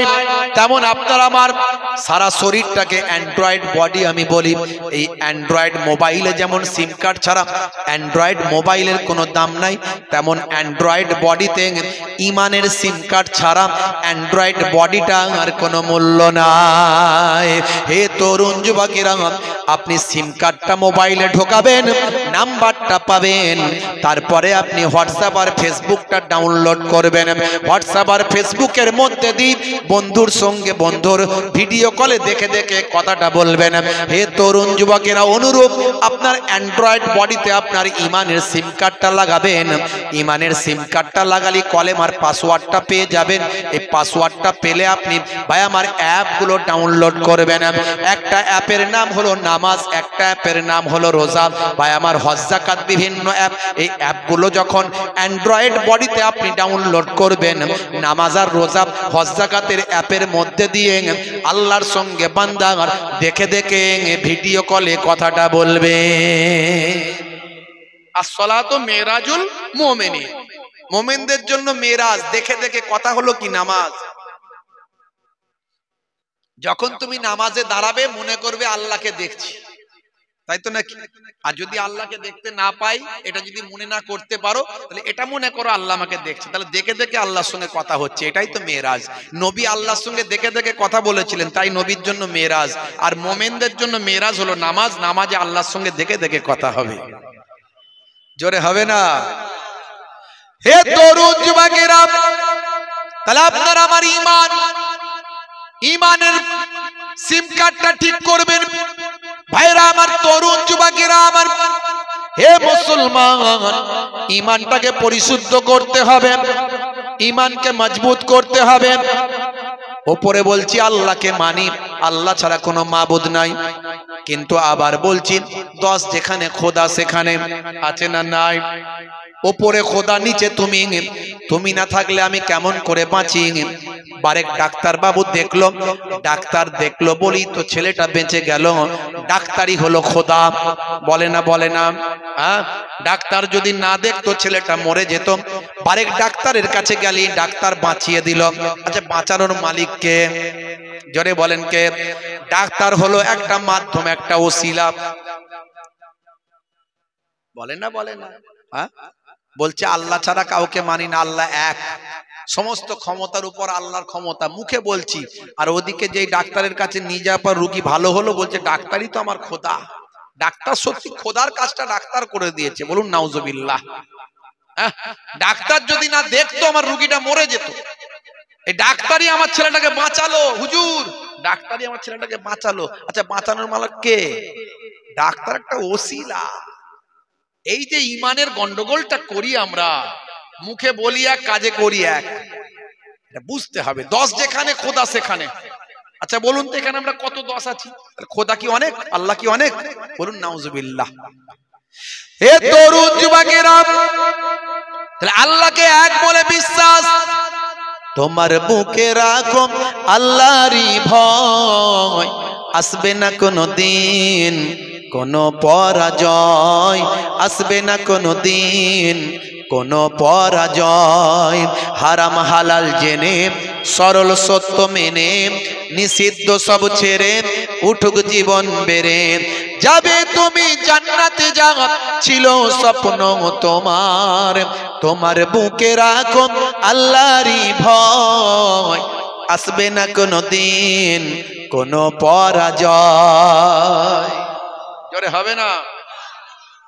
ভাইরা আমার, তরুণ যুবকেরা আমার, ভালো করে ওয়াজটা বোঝার চেষ্টা করবেন। একেবারে দুটো বিষয় নিয়ে আলোচনা করছি, একদিকে হলো ঈমান আর একদিকে হলো আমাল। দুটো জিনিস নিয়ে আলোচনা। কমপ্লিট ওয়াজ, এই দুটো জিনিস যদি আমি আপনি বুঝতে পারি, আমরা কখনো বিপদগামী হব না, কখনো পথভ্রষ্ট হব না, পৃথিবীর কেউ আমাদের পথভ্রষ্ট করতে পারবে না। ভাইরা আমার, তরুণ যুবকেরা, তাহলে প্রথমেই বলেছি সিম কার্ডে যদি গন্ডগোল হয়, ভাই আমার, আপনি কোনো অ্যাপ ডাউনলোড করতে পারবেন না, আর বন্ধুর সঙ্গে বন্ধুর যোগাযোগ হবে না, আপনার টেলিফোন, হোয়াটসঅ্যাপ, ফেসবুক কোনো কিছুই করা যাবে না। হে তরুণ যুবকেরা, তার মানে আপনার ঈমানের কার্ডটা আগে ঠিক করতে হবে। ঈমান মানে বিশ্বাস, আল্লাহকে এক বলে বিশ্বাস, আল্লাহর সমতুল্য কেউ নাই, সমকক্ষ সমতুল্য সমকক্ষ কেউ নাই। সে কি Allah is one, Allah is one whom all depend. He begets not is he begotten, and none is like him. সে আল্লাহর সম্পর্কে আপনার ধারণা ঠিক রাখতে হবে। আল্লাহ অভাব শূন্য, আল্লাহর কোনো পুত্র নাই, আল্লাহর কোনো পিতা নাই, নাতি নাতনি নাই, আল্লাহর কোনো স্ত্রীলিঙ্গ নাই। সবের স্ত্রীলিঙ্গ আছে, আল্লাহর স্ত্রীলিঙ্গ আছে নাকি বাবা? বলেন আছে। ভাইরা আমার, সব কিছু যাকে যে যাই নামে ডাকুক না কেন, তার একটা স্ত্রীলিঙ্গ আছে, কিন্তু আল্লাহর স্ত্রীলিঙ্গও নাই। এই জন্য আল্লাহ হলেন এক্সেপশন, ব্যতিক্রম। আল্লাহর সঙ্গে কাউকে তুলনা করা চলে না। ভাইরা আমার, আপনি বলবেন ওই তো একই ব্যাপার না। আল্লাহর কোনো স্ত্রীলিঙ্গ নাই, কারণ আল্লাহর সঙ্গে অন্যর কারো তুলনা করা চলবে না। যদি কারো সঙ্গে তুলনা করে ফেলেন, সেখানেও শিরকের গন্ধ চলে আসবে। এ তরুণ যুবকেরা, আসমানি কিতাবগুলোকে বিশ্বাস। ভাইরা আমার, যত আসমানি কিতাব এ পর্যন্ত এসেছে, বলুন তো দেখি আসমানি কিতাব কতগুলো? এত বছর তো ওয়াজ শুনছেন, একটু বলেন তো দেখি আসমানি কিতাব কতগুলো? এ হুজুর বললে হবে না, আপনাদেরকে বলতে হবে। একটু বলেন, কথা বলেন দেখি। ভাইরা আমার, এত বছর ধরে ওয়াজ শুনছেন, বাদুরিয়া এলাকার মানুষ, এদিকে জলসা অনেক হয়, কত ওয়াজ শুনেছেন জীবনে? হিসাব করলে দেখবেন 50, 60টা, 100টা, 200টা হয়তো ওয়াজ শুনে ফেলেছেন। বলেন আসমানি কিতাব কতগুলো? আমি কড়া প্রশ্ন করিনি, সহজ প্রশ্ন করেছি। আসলে মাস্টার লোক তো আমি, আবার টিচার, আপনারা জানেন হয়তো অনেকে। একটা হাই সেকেন্ডারি স্কুলের শিক্ষকতার কাজে যুক্ত আছি। আমার আব্বাজান দীর্ঘদিন হাদিসের দার্স দিয়েছেন টাইটেল মাদ্রাসায়, দীর্ঘদিন 50 বছর ধরে। 50 বছর, কত বড় আলেম বুঝতে পারছেন। তার ছাত্ররা সব বিখ্যাত আলেম, আব্বাজানের ছাত্ররা সব বিখ্যাত আলেম, বুঝতে পারছেন। খুব নাম করা সব বক্তা, বুঝতে পারছেন। আব্বাজানও এক সময় প্রচুর ওয়াজ নাসিহাত করেছেন, দীর্ঘদিন ধরে নানাজান ছোট হুজুর কেবলার সঙ্গেও বহু জায়গায় গেছেন। তারপরে অনেক দিন থেকে অসুস্থ থাকার পর আর জালসায় বাইরে বেরোতে পারেন না। সারাদিন মানুষের ভিড় সেখানে থাকে, আব্বাজানের কাছে লোকজন সারাদিন আসে, কি বাইরে ওয়াজ করতে যাবেন, খুব কম বেরোন। তো যাই হোক, তা আমার আব্বাজান মস্ত বড় আলেম, শাইখুল হাদিস, দীর্ঘদিন হাদিসের দার্স দিয়েছেন। তা আমার বড় মামা জান আল্লামা পীর মরহুম মগফুর সাইফুদ্দিন সিদ্দিকী রাহমাতুল্লাহ আলাইহি, হুজুর কেবলা, তিনিও দীর্ঘদিন ধরে টাইটেল মাদ্রাসার, ফুরফুরা শরীফের টাইটেল মাদ্রাসার প্রিন্সিপাল, মুহাদ্দিস ছিলেন। তা আমি যখন পেলাম, তা আমিও চাকরি লাইফে আছি, 16 বছর হয়ে গেল। আর কতদিন পারবো জানি না, অনেক চাপ হয়ে যাচ্ছে, দিন জাগা রাত জাগা মানুষ। তো ভাইরা আমার, একটু প্রশ্ন করার অভ্যাস আছে। তো আপনারা কেউ বললেন না, কতগুলো বলেন না? 4টে। আপনারা কটা বলছেন? 4টে। 104টা। কটা? 104। আমরা বড় কিতাবগুলো ধরি, ছোট কিতাবগুলো বাদ দিই। ভাইরা আমার, কোম্পানি যখন কোন প্রোডাক্ট মার্কেটে লঞ্চ করে, সঙ্গে একটা পুস্তিকা দেয়। মোবাইলটা কিনেছেন, একটা পুস্তিকা পেয়েছেন, মোবাইলটা কেমন ভাবে ব্যবহার করবেন সেখানে লিপিবদ্ধ করা আছে। ট্যাবটা কিনেছেন, একটা পুস্তিকা পেয়েছেন। এসি কিনেছেন, পুস্তিকা পেয়েছেন। ফ্রিজ কিনেছেন, পুস্তিকা পেয়েছেন। সেখানে ফ্রিজটা কেমন ভাবে চালাবেন, শীতকালে কোন পয়েন্টে রাখবেন, গ্রীষ্মকালে সামারে কেমন রাখবেন, উইন্টারে কেমন রাখবেন, ভাইরা আমার রেইন সিজনে কেমন রাখবেন। হে তরুণ যুবকেরা, সেখানে ভাই আমার ফ্রিজ সম্পর্কে লিপিবদ্ধ আছে। মুসলমান, আমার আল্লাহ মানুষ নামক প্রোডাক্ট পৃথিবীতে পাঠিয়েছেন। মানুষ নামক প্রোডাক্ট কেমন ভাবে ব্যবহার হবে। যুগে যুগে আমার আল্লাহ পুস্তিকা দিয়েছেন, সেই জামানার প্রতিনিধির কাছে পুস্তিকা দিয়েছেন। হযরতে আদম আলাইহিস সালামকে আমার আল্লাহ আজ থেকে ৭,০০০ বছর আগে পৃথিবীর জমিনে পাঠিয়েছিলেন, আদম নবীর বংশধর বানিয়েছিলেন। বাবা, আমি আদম নবীর ইতিহাস বললে অনেক সময় যাবে, যা বলবো না। সেই আদম নবীর জামানায় মানুষ নামক প্রোডাক্ট পৃথিবীতে এসেছে। আদম নবীকে আল্লাহ প্রতিনিধি বানিয়েছেন, আদম নবীর কাছে আল্লাহ পুস্তিকা দিয়েছেন, পুস্তিকার নাম হলো সাহিফা।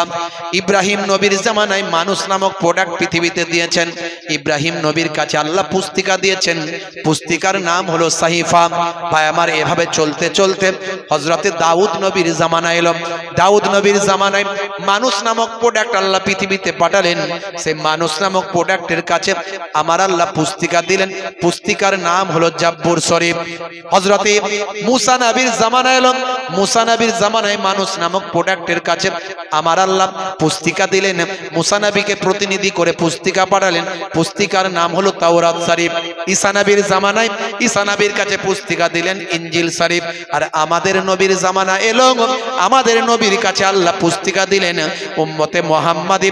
কাল কিয়ামত পর্যন্ত আসতে থাকবে, কাল কিয়ামতের দিনে পৃথিবীর স্টার্টিং থেকে এন্ডিং পর্যন্ত, ইবতিদা থেকে ইন্তেহা পর্যন্ত যত মানুষ পৃথিবীর জমিনে এসেছে, হে তরুণ যুবকেরা, হে আমার মুরব্বিয়ানেরা, সমস্ত মানুষ কিয়ামতের দিনে লাইন দেবে কি দেবে না?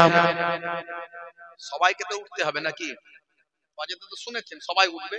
ইসরাফিল আলাইহিস সালাম একটা এমন বাঁশি বাজাবেন, সব উঠে বসবে, সব উঠে কিয়ামতের ময়দান হবে। এই কিয়ামতের ময়দানে কতগুলো লাইন হবে জানেন? কতগুলো লাইন হবে? 120টা। কটা? 120টা লাইন হবে টোটাল, স্টার্টিং থেকে এন্ডিং, ইবতিদা থেকে ইন্তেহা, মানে পৃথিবীর শুরু থেকে শেষ পর্যন্ত। ৭,০০০ বছর আগে পৃথিবীর মানুষ সূচনা হয়েছিল, আদম নবী এসেছিলেন আজ থেকে ৭,০০০ বছর আগে। কত বছর যে এখন পৃথিবী চলবে তা কেউ জানে না। তবে কিয়ামতের ছোট ছোট আলামত গুলো অনেক বেরিয়ে গেছে, অনেক এসে গেছে। এরপরে মালহামা হবে, মালহামা, বুঝতে পারছেন? মালহামা হবে। এই মালহামায় 1/3 মানুষ মারা যাবে, আধুনিকতা ধ্বংস হবে। হে তরুণ যুবকেরা, হে আমার বন্ধুরা, হে আমার মুরব্বিয়ানেরা, হযরতে আদম আলাইহিস সালাম প্রথম এসেছিলেন মানুষ হিসাবে, পৃথিবীর বুকে পয়গম্বর হয়ে এসেছিলেন। আমরা বলি আদম, ইহুদি নাসারারা বলে অ্যাডাম, আমরা বলি হাওয়া, ইহুদি নাসারারা বলে ইব, আমরা বলি দাউদ, তারা বলে ডেভিড, আমরা বলি সুলাইমান, তারা বলে সুলেমান, আমরা বলি ইব্রাহিম, তারা বলে আব্রাহাম, আমরা বলি মারিয়াম, তারা বলে মেরিন, আমরা বলি মুসা, তারা বলে মোজেস, আমরা বলি ঈসা, তারা বলে যিশু, আমরা বলি ফেরাউন, তারা বলে ফারাও। হে তরুণ যুবকেরা, হে আমার মুরব্বিয়ানেরা, ব্যক্তিগুলো এক, নামগুলো চেঞ্জ, তবে ফেরাউন নামটা এটা হলো একটা লাকাব, যেমন মন্ত্রী, রাজা, বাদশাহ, সুলতান। হে তরুণ যুবকেরা, হে আমার বন্ধুরা, সমস্ত নবীদের বিশ্বাস করতে হবে, কিন্তু মানতে হবে, মেনে চলতে হবে, নির্দেশনা গ্রহণ করতে হবে আপনার আমার নবীর। সমস্ত আসমানি কিতাবগুলো বিশ্বাস করতে হবে, কিন্তু মানতে হবে, মেনে চলতে হবে, গ্রহণ করতে হবে আল কোরআন মাজিদের। হে তরুণ যুবকেরা, কিন্তু অন্য কোন আসমানি কিতাবকে আমরা অস্বীকার করতে পারবো না, কারণ সব আল্লাহ প্রদত্ত কিতাব, কিন্তু আমরা মেনে চলবো আল কোরআন। ভালো করে ঈমানটা কি জিনিস বুঝবেন, বিশ্বাসটা কি জিনিস বুঝবেন। হে তরুণ যুবকেরা, হে আমার মুরব্বিয়ানেরা, শুনে রেখে দিন, জেনে রেখে দিন, তাহলে আসমানি যত কিতাব আছে সেগুলোকে বিশ্বাস করতে হবে, মানতে হবে, কিন্তু গ্রহণ করব আল কোরআনের। সমস্ত নবীদের বিশ্বাস করতে হবে, মানতে হবে, কিন্তু সুন্নত নির্দেশনা নেব একমাত্র আমার আপনার নবী। জোরে হবে না? আরে জোরে হবে না? 12 রবিউল আউয়ালে রহমত ওয়ালা নবী এলো রে, সাফাআতের তাজ পরে জামিনে বরকত ওয়ালা নবী এলো রে ভাই এলো রে ভাই এলো রে কাউসার ওয়ালা নবী এলো রে। জোরে হবে না, জোরে হবে না। ওই কোরাইশ বংশের ভিতরে মা আমিনার রেহেমে এলে তুমি নূর জেলে আব্দুল্লাহর ওই বাগানে, ওই বাগানের ফুলকলি, ওই বাগানের ফুলকলি ফুটলো সারা ভুবনে 12 রবিউল আউয়ালে রহমত ওয়ালা নবী এলো রে। সাফাআতের তাজ পরে জামিনে বরকত ওয়ালা নবী এলো রে ভাই এলো রে ভাই এলো রে কাউসার ওয়ালা নবী এলো রে। জোরে হবে না, জোরে হবে না।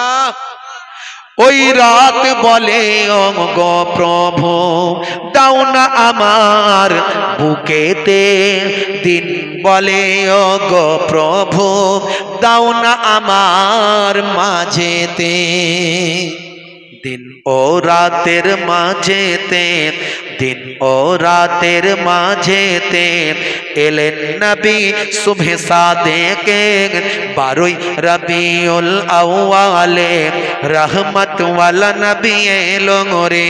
সাফাআতের তাজ পরে জামিনে বরকত ওয়ালা নবী এলো রে ভাই এলো রে ভাই এলো রে কাউসার ওয়ালা নবী এলো রে। জোরে হবে না, জোরে হবে না। ওই আকাশ বাতাস চন্দ্র তারা খুশিতে তারা মেতেছে, আসমানের হুর ফারিস তারা দেখার তরে উকি মেরেছে। জোরে হবে না, আর জোরে হবে না। ওই আকাশ বাতাস চন্দ্র তারা খুশিতে তারা মেতেছে, আসমানের হুর ফারিস তারা দেখার তরে ওকে মেরেছে। দাদু মুত্তালিব খুশি হয়ে, দাদু মুত্তালিব খুশি হয়ে মক্কাবাসীর দাওয়াত করেছে 12 রবিউল আউয়ালে রহমত ওয়ালা নবী এলো রে। সাফাআতের তাজ পরে জামিনে বরকত ওয়ালা নবী এলো রে। জোরে হবে না, আর জোরে হবে না। আমার নবীকে আল্লাহ রাহমাতুল লিল আলামিন করেছেন, সারা আলামের জন্য রহমত। হে তরুণ যুবকেরা, একদল মানুষ আমার নবীর মিলাদের কথা বললে তাদের মন খারাপ হয়ে যায়, বলে ঈদে মিলাদুন নবী হারাম, বলে কি বলে না? বলে কোরআন মাজিদ থেকে দেখাও। এর আগে আমি কোরআন মাজিদ থেকে দেখিয়ে দিয়েছি ঈদে মিলাদুন নবী হারাম তো নয়, বরং ঈদে মিলাদুন নবীর নির্দেশ স্বয়ং আমার আল্লাহ কোরআনে বলেছে। এত বড় কথা ওরা বলছে দেখাতে, আর আপনি পেলেন কোথা? আল্লাহর নির্দেশ না। হে তরুণ যুবকেরা, হে আমার বন্ধুরা, হে আমার মুরব্বিয়ানেরা, আগে ঈদে মিলাদুন নবী কথার অর্থ কি জানতে হবে। যারা বলে হারাম, যারা বলে নাজায়েজ, যারা বলে বেদাত, যারা বলে চলবে না, তারা আং বাং কথা বললে তো হবে না। বেদাত মানে কি? বেদাত মানে নবীর যুগে যেটা ছিল না সেটাই হলো বেদাত। নবীর যুগে এভাবে তো ওয়াজ হতো না, তাহলে এভাবে জলসাটাও বেদাত। কেন ওয়াজ করছো মৌলবী তুমি? নবীর যুগে ইন্টারনেটে তো ওয়াজ চলতো না, এখন চলছে, এটা তো বেদাত। নবীর যুগে টাইলস দেওয়া মসজিদ ছিল না, এখন আছে। এসি দেওয়া মসজিদ আছে, তো এসি দেওয়া টাইলস দেওয়া মসজিদে নামাজ পড়া বেদাত। নবীর যুগে ইমাম সাহেবকে ভাই আমার মাইনে দেওয়া হতো না। নবীর যুগে ইমাম সাহেব এর বাড়ি তার বাড়ি থেকে খাবার আসতো না, সবই তো বেদাত। তুমি কেন করছো মিয়া? আসলে তা নয়, কোরআন হাদিসের বিরুদ্ধে যেটা যাবে সেটাই চলবে না, সেটাই হলো বেদাতে শাইয়া। একটা হলো বেদাতে হাসানা, যে বেদাতটা করলে নেকি পাওয়া যায়। এই সমস্ত যে আমরা বেদাত করছি এগুলো বেদাত, এটা হলো নেকি জনিত বেদাত। এই বেদাতের মধ্যে নেকি আছে। আর যে বেদাত করলে গুনাহ হয়, নবী কোরআন এবং হাদিসের বিরুদ্ধে যায়, সেই বেদাতটা হলো বেদাতে শাইয়া, মানে গুনাহ জনিত বেদাত। হে তরুণ যুবকেরা, মানুষকে ভুল বোঝালে চলবে না। এই জন্য ওয়াজ করার, ওয়াজ একমাত্র আলেমদের ওয়াজ শুনতে হবে, জাহেলদের ওয়াজ শোনা চলবে না। মাদ্রাসায় পড়েনি, এখন বক্তা হয়ে গেছে, দেখবেন কত বেরিয়েছে। আগে রাজমিস্ত্রি ছিল, এখন বক্তা হয়ে গেছে। বিরাট ফতোয়া, খালি কোন হারাম, কোন হারাম। এই এমন অপারেশন করে মানুষ মরে যাবে। আচ্ছা, যে ডাক্তার ডাক্তারি পাস করেনি এনআরএস থেকে, তারপরে আপনার কলকাতা মেডিকেল কলেজ থেকে এই ডাক্তারি পাস করেনি, ডাক্তারি সার্টিফিকেট নাই, হ্যাঁ ভাইরা আমার, ইংরেজিতে পড়াশোনা করতে হয় বহু বছর ধরে, তবে ডাক্তার হওয়া যায়, তবে এমএস ডিগ্রি পাওয়া যায়। এমএস ডিগ্রি নাই। আচ্ছা, আপনি আপনার স্ত্রীকে সিজার করার জন্য নিয়ে যাচ্ছেন, একটা যে লোকটা ডাক্তারি পাস করা সার্টিফিকেট নাই, যে লোকটার এমএস ডিগ্রি নাই, যে লোকটা ভাই আমার আপনার কি বলবো কলকাতা মেডিকেল কলেজ থেকে পাস করেন, এইরকম একটা জেনে শুনে আপনি একটা ওই বাংলায় পড়া, বাংলা থেকে এই মোবাইল থেকে দেখে দেখে বাংলায় ডাক্তারি শিখে ডাক্তারি চেম্বার খুলে দিয়েছে, তার কাছে নিয়ে যাবেন আপনার স্ত্রীকে সিজার করানোর জন্য, কাঁচি আর ছুরি চালাবে, নিয়ে যাবেন? পারবেন? নিয়ে যাবেন ভাই, নিয়ে যাবে? কেউ নিয়ে যাবে? কেউ নিয়ে যাবে? কেউ এত বোকা কেউ নাই। তাহলে আমরা এত বোকা হয়ে গেলাম যে এই রকম কোয়ালিটির যারা মাদ্রাসায় পড়েনি, যাদের কোনো এমএস ডিগ্রি নাই, মানে টাইটেল ডিগ্রি নাই, মুফতি ভাই আমার মুফতি পাসের সার্টিফিকেট নাই, তাদের ফতোয়াগুলো আমরা মানি কি করে? আর এই জন্যই তো আমাদের রোগী মরে যায়। আসলে এখানে দেখতে পাইনি যে রোগী মরে যাচ্ছে। রোগী মানে আমাদের অন্তর, আমাদের কাল মরে শেষ। তারপরে কাল যখন মরে যায় তখন ওলিদের দুশ্মন হয়ে যায়, নবী বড় ভাই হয়ে যায়, নবী আমার মতো মানুষ হয়ে যায়, বুঝতে পারছেন? ওলি আল্লাহদের দুশ্মন হয়ে যায়। হ্যাঁ, এদের ফতোয়া শুনলে মাথা খারাপ হয়ে যাবে। এই দেখুন, সমাজে অনেক লোক নাম রেখেছে না, আব্দুর রশিদ আছে না, নাম আছে না আব্দুর রশিদ, এই নাম রাখা হারাম, হলো চলবে না। ফতোয়া শুনেন, একদম নয়। গোলাম মাহবুদ নাম আছে না, আছে, নাম রাখা হারাম, চলবে না। জাহাঙ্গীর নাম আছে, চলবে না। শাহজাহান নাম আছে, চলবে না। ইয়াসিন চলবে না। এসব নাম রাখা চলবে না। যে নামের অর্থ হয় না সে নাম রাখা ইসলামে নাজায়েজ, চলবে না। আল্লাহর নামের আগে আব্দ শব্দ লাগানো যাবে। আল্লাহর নাম রশিদ, আল্লাহর নাম আছে নাকি? নাই। এই নামগুলো খুব সাবধান। বলছে রশিদ আল্লাহর নাম আছে নাকি?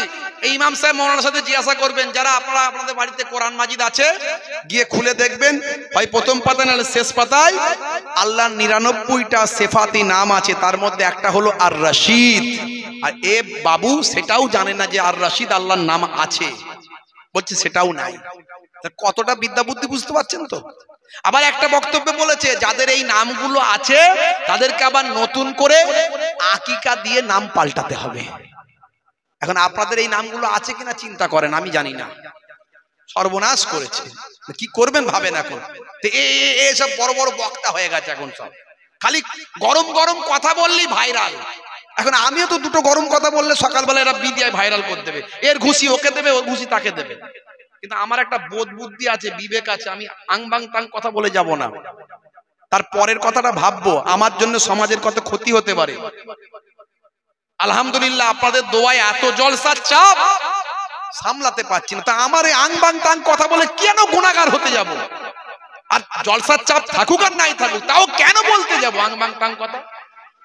ইসলামের ক্ষতি যেখানে হবে, দিনের ক্ষতি হবে, মানুষের মধ্যে বিভাজন হবে, ঝগড়া হবে, আমার কথাকে নিয়ে সকালবেলা চায়ের দোকানে লড়াই হবে, কেন বলবো সব কথা? আজকে দেখুন না, বক্তায় বক্তায় লড়াই আছে না নাই? এই বক্তা ওই বক্তার বিরুদ্ধে, ওই বক্তা ওই বক্তার বিরুদ্ধে। কেউ চিনতো না এদেরকে, এরা সবাই ঝগড়া করে করে হাইলাইট হয়ে গেল, লোকে চেনে কি বলছে দেখি। আর আমরা তো ওই শুধু ভালোবাসি, দেখবেন আমরা ওই করতেই ভালোবাসি। কি কাকে দিল রে, কোন কথাটাই হেদায়েত হবো সেটা আমরা ভাবি না। এই কথাটা শুনলে আমরা হেদায়েত হব, আমাদের মরা অন্তরটা জীবিত হবে, এই চিন্তা না করে ওই হুজুর ওকে অমুক বলেছে, ওই বক্তা ওকে অমুক বলেছে। আর ইউটিউবার ভাইরাও রেডি হয়ে আছে, খালি একটা পেলে হলো, এর খুশি ওকে দেবে, ওর খুশি তাকে দেবে। একবার দেখলি মনে হবে খুলি একবার কি হচ্ছে। এদের বক্তব্য শুনলে মাথা খারাপ। ভাইরা আমার, তরুণ যুবকেরা আমার, মুরব্বিয়ানেরা আমার, কটা শোনাবো, সব কটা এরকম লেভেলের লোক আমার মোবাইলে রাখা আছে। এদের লোক যদি আমার কাছে এসে বড় বড় কথা বলে, আমি তোমাদের হুজুর আগে কি বলছে সেটার ফাইসালা করো, তোমাদের হুজুরের বক্তব্যের ফাইসালা হবে, তারপরে আমার সঙ্গে কথা হবে। এই দেখুন এদের বড় বক্তা কি বলছে। আপনি যে আবু জেহেলকে কাফের বলেন, আপনি যে আবু তালেবকে কাফের বলেন, আপনি যে আবু জেহেলকে কাফেরদের সর্দার বলেন, তারাও কিন্তু আমার আপনার মতো মুসলমান ছিল। আপনি বিশ্বাস করেন আর না করেন, কেননা আবু জেহেল বলতেছে বদরের যুদ্ধের আগে, আল্লাহুম্মা আনসুর আহাদাল ফিয়াতাইন, কাবা ঘরে গিয়ে আবু জেহেল আল্লাহর দরবারে হাত তুলে বলতেছে, আল্লাহ আজকে বদরের যুদ্ধে আমি মুহাম্মাদের মুখোমুখি, এই যুদ্ধে যারা হকের নিকটবর্তী তুমি তাদেরকে বিজয় দান করো। আব্দুল মুত্তালিব কার কাছে দোয়া করতেছে? কার কাছে? তার মানে আবু জেহেল আল্লাহর উপর বিশ্বাস করে না করে না? করে। আর যে আল্লাহর উপর বিশ্বাস করে সে কি মুসলমান নয়? তাহলে আবু জেহেল যদি মুসলমান হয়, আল্লাহর উপর বিশ্বাস করে, তাহলে আল্লাহর আবু জেহেল নাকি আল্লাহর উপরে বিশ্বাস করতো, ওই জন্য মুসলমান। এখন এই কথা বোঝা গেল যে আবু জেহেল মুসলমান। এতদিন ধরে আমরা শুনেছি আবু জেহেল হচ্ছে কুফফারদের সর্দার, রাসূলের সবচেয়ে বড় দুশমন। হ্যাঁ, নবীকে মারার জন্য 100টা উট পুরস্কার ঘোষণা করেছে, বাপ 14 পুরুষ থেকে শুনে এসেছি। হ্যাঁ, আবু জেহেল আল্লাহকে মানতো না, নবীকে মানতো না, আর এ বেটা বলছে মুসলমান। এ যেমন তেমন বক্তা নয়। আবার এই যারা শুধু কথায় কথায় হাদিস খুঁজে না, হাদিস দাও হাদিস দাও, সবাই হাদিস খুঁজে, সব জায়গায় হাদিস খুঁজে, ওরা হাদিস না দিলে মানবে না, আবার সব কথায় হাদিস। তো এই যে কথাটা আবু জেহেল মুসলমান কোন হাদিসে আছে দেখাও তো দেখি, কোন হাদিসে আছে আবু জেহেল মুসলমান? আর তোমরা যারা এই হাদিস খোঁজো শুধু, এ তোমাদের 14 পুরুষের 14 পুরুষ এ কথা বলছে। কে বলছে জানো? আব্দুর রাজ্জাক বিন ইউসুফের ছেলে আব্দুল্লাহ বিন আব্দুর রাজ্জাকের নাম। ছোটখাটো মৌলবী নয়, ছোটখাটো মৌলবী নয়। তো এরা বলে কি করে যে আবু লাহাবের কথা, আবু জাহিল, আবু লাহাব, তাদের সম্পর্কে হাদিসে কত এসেছে, কোরআনে এসেছে, তাব্বাত ইয়াদা আবি লাহাবি ওয়া তাব, আবু লাহাবের হাত দুটো ধ্বংস হোক, আল্লাহ কোরআনে বলেছে। এবার আবু লাহাব নাকি মুসলমান, আবু জাহিল নাকি মুসলমান, শুনলেন তো? এই তো চলছে আমাদের মাঝখানে। আখেরি জামানা, ঈমান বাঁচানো বড্ড দায়। এরকম অনেক রাখা আছে মাল আমার কাছে। কে সামনে আসবে, আগে এগুলোর ফাইসালা হবে, তারপরে অন্য কথা হবে। আগে এগুলোর ফাইসালা কর। ভাইরা আমার, ঈমানকে নষ্ট করে দিচ্ছে আমাদের, তাই ঈমানকে মজবুত করুন। আল্লাহকে বাদ দিলে কোনোদিন সে ঈমানদার হতে পারে না, রাসূলকে বাদ দিলে কোনোদিন সে ঈমানদার হতে পারে না। শুধু আল্লাহ এবং রাসূল নয়, আসমানি কিতাবগুলোকে বিশ্বাস করতে হবে, কিয়ামতকে বিশ্বাস করতে হবে। ভাইরা আমার, ভাগ্যে ভালো মন্দ যা কিছু হয় সব আল্লাহর কাছ থেকে হয়। আমাদের নবী এই ওয়াজটা করছিলেন ছোট্টবেলা থেকে। আমার নবীর মধ্যে দিয়ে নবীর, ভাই আমার, আগামী দিন যে আমার নবী তিনি হবেন তার বহিঃপ্রকাশ ছোট্টবেলা থেকে ঘটেছে। জোরে বলুন সুবহানাল্লাহ। এক শ্রেণীর মানুষ বেরিয়েছে, তারা বলে নবী তো নবী হয়েছেন 40 বছরের পর। তার আগে সাধারণ মানুষ ছিলেন। বলুন নাউজুবিল্লাহ, বলুন নাউজুবিল্লাহ। আমার নবী যে নবী হবেন সেটা জন্মের আগে থেকেই প্রমাণিত। জোরে বলুন সুবহানাল্লাহ।